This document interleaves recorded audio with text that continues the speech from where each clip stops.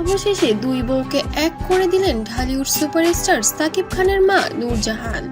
জয়বীরের কপাল খুলে গেল এবার, বাবার সাথে একসাথে থাকতে পারবে এবার দুই সন্তান। তবে সাকিব খানেরও যেন সম্মতি ছিল এই সিদ্ধান্তে।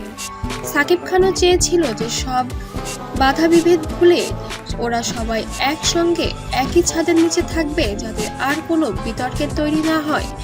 এই জন্য সে এককভাবে অপু বিশ্বাসকে বুঝিয়েছেন এবং পাবলিকেও বুঝিয়েছেন যে তোমরা দুজন তোমাদের দুজনের প্রবলেমগুলো কথা বলে ঠিক করে নাও, কারণ আমরা দিন শেষে সবাই এক।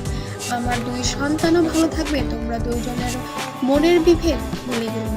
তবে অপু বিশ্বাসের দিক থেকে যেন সম্মতি ছিল। বুবলি কিছুটা দ্বিমত পোষণ করলেও যেন সন্তানের মুখের দিকে তাকিয়ে এবার দুই মা এক হয়ে গেল। দুজন দুজনকে জড়িয়ে ধরে সরি বলে এবার সব সমস্যার সমাধান করে নিলেন। তবে মধ্যস্থ হিসাবে এবার যেন সাকিব খানের মা একটি জাদুই করে দিয়েছে বললেই চলে।